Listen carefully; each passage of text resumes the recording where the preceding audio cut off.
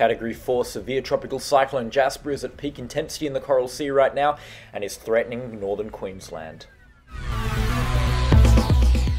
Jasper has had an incredible run so far, rapidly intensifying to become a high-end Category 4 strength storm. It might have a little bit of time left to get up towards that Category 5 threshold, however it is not looking too likely at this stage. This is your latest update on severe tropical cyclone Jasper, brought to you by Force 13 Australia.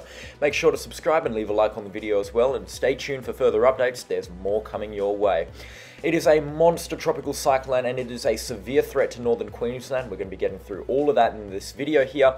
You can see the forecast track map, ours and the Bureau of Meteorology. You can see right now sustained winds of 190 kilometers an hour, peak gusts to 240 kilometers an hour. For Cyclone Jasper, a significant landfall is possible between Townsville up towards Cooktown, including Cairns, Townsville and other locations in that area on the central to northern Queensland coastline. So you can see it's a Category 4 strength system. It could hold that intensity for another 24 hours or so before the weakening phase is likely to set in. It will then likely re-intensify just before landfall. You can see holding that Category 2 status right as it moves into the coastal areas of Queensland. It should actually re-intensify just before landfall, as I just said. Wind shear will drop, sea surface temperatures will remain pretty solid for this storm, and middle humidity might even bounce back up. So the storm could have a final run just before landfall in around 6 or 7 days time. You can see right now most likely peaking as a Category 3 or 4 strength system on the Saffir-Simpson hurricane scale.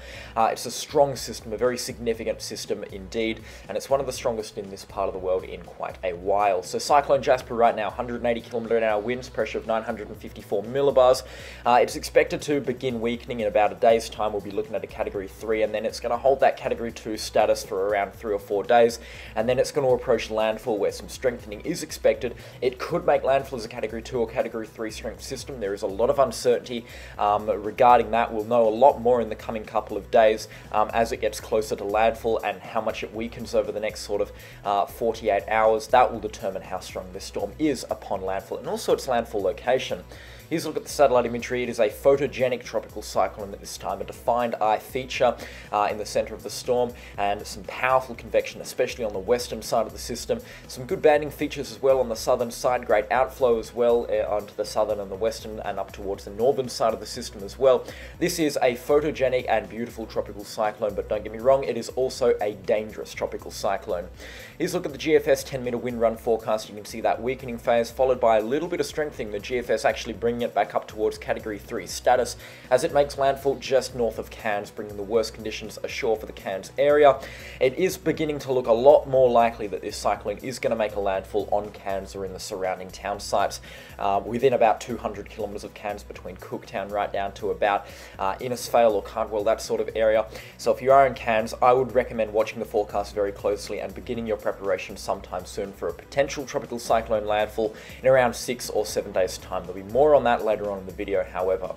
Here's a look at the rainfall forecast, total accumulating precipitation from the GFS and weather nodes. You can see here the storm is going to be a pretty wet tropical cyclone as it makes landfall.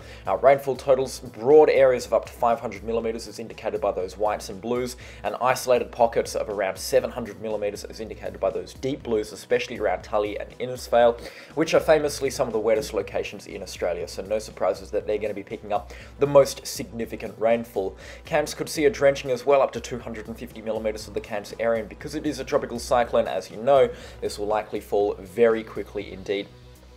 In the intense thunderstorms around the storm center, and a place that gets under the right inflow band as well could get some pretty significant rainfall totals as well. But that's all on this part of the video. Let's jump over to windy.com and have a look at the other forecast models. Alright, so here we are right now taking a look at the latest satellite imagery. You can see Cyclone Jasper here. It's on the same latitude as Cairns right now. It is a menacing picture to look at. Look at how big this system is. Its area of influence stretching right down to Bundaberg and Gympie on those latitudes there. These outer bands here of the system and this onshore flow here that it's pushing around, it is a big system. It is filling the Coral Sea right now, and it is quite a beautiful system as well. Looking at the visible satellite imagery, you can see a defined island eye-like feature here. It is moving in this southerly trajectory. It's expected to make its south-southwesterly turn pretty soon before it makes its more westerly track. It's going to track somewhere along the lines of about here, and then moving through sort of the Willis Island area. And then there's a bit more uncertainty with where this storm could go. However, a landfall anywhere between Townsville and sort of Cooktown is possible, inclusive of those locations. And in fact, some models still calling for a landfall as far south as sort of Mackay or Bowen, that sort of region. One thing's for sure, wherever this system makes a landfall, it will be a significant tropical cyclone, probably Category 2, maybe even Category 3 status, and we could be seeing a pretty significant amount of damage as a result of this system. Definitely the strongest storm to make a landfall on Queensland in quite a while, probably since Debbie of 2017. So forecast models, as promised, we're taking a look at the winds right now. Here's a look at the ECMWF model. It's finally becoming a lot more reliable, this model here. It hasn't initialized the storm as strong as you would think. It's still calling for a little bit of strengthening throughout the course of Friday before wind shear gets the better of it around Friday evening, Saturday morning.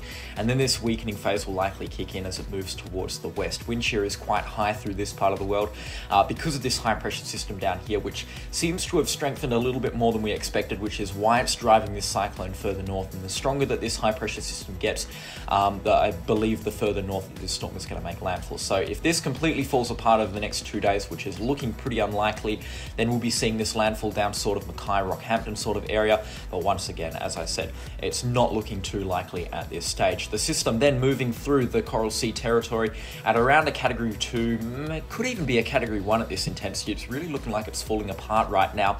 Before Monday evening into Tuesday morning, we'll likely see this storm get over the Coral Sea, and the Great Barrier Reef will likely be seeing some of that significant strengthening just before landfall that this system looks like it is promising, especially into Tuesday and Wednesday. We're probably going to see the system strengthen quite a bit, actually, maybe back up towards Category 3 status as it makes landfall in a place what looks to be just north of Cairns, maybe Port Douglas, Cooktown sort of region. I believe the GFS also paints a very similar picture. It's finally looking like the GFS and the ECMWF are back together, which is a good sign considering they're what I believe to be the two most reliable forecast models at this time. The GFS actually calling for a near hurricane intensity landfall on Cairns. That's a Category 3 tropical cyclone. That's quite a significant landfall, but keep in mind that this part of the world is also built for tropical cyclones of this caliber, so we likely won't be seeing devastating damage, but you still have to prepare for a significant tropical cyclone if you live anywhere north of Townsville, right up to about Cooktown, that sort of region. Just prepare for a significant tropical cyclone because one could be coming ashore Tuesday, Wednesday, or Thursday next week. We really have to be watching out, and it looks like it's going to happen at night as well. These cyclones always tend to landfall at night. Debbie did, Yasi did, so we're going to be watching out for that as well. Now, the Bureau of Meteorology's forecast model, the Access G3, is the outlier at this time. It's been the outlier the entirety of the storm's life. It's got a pretty normal initialization in terms with being aligned to the other models, but it looks like the Access G3 has this high pressure system initialized very strong, and it's pushing this system further north than what we than what most other forecast models are expecting. You can see it just dances around south of Papua New Guinea and the Solomon Islands here for a couple of days, Tuesday and Wednesday. In fact, I'm surprised it's not weakening more because it's stalling in this part of the world. And yeah, it really doesn't do anything. And then Wednesday, it looks like it finally makes this sort of westerly turn.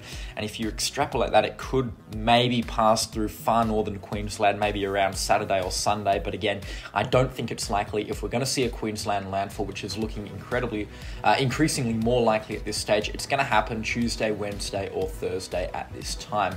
Now, I believe the Icon G3 model as well is kind of falling in line again with the GFS model. Yeah, it's now calling for this direct B line over towards Cairns and that sort of area. So it looks like the landfall between Cooktown and Townsville is getting increasingly more likely at this stage. Now, how strong would this landfall be?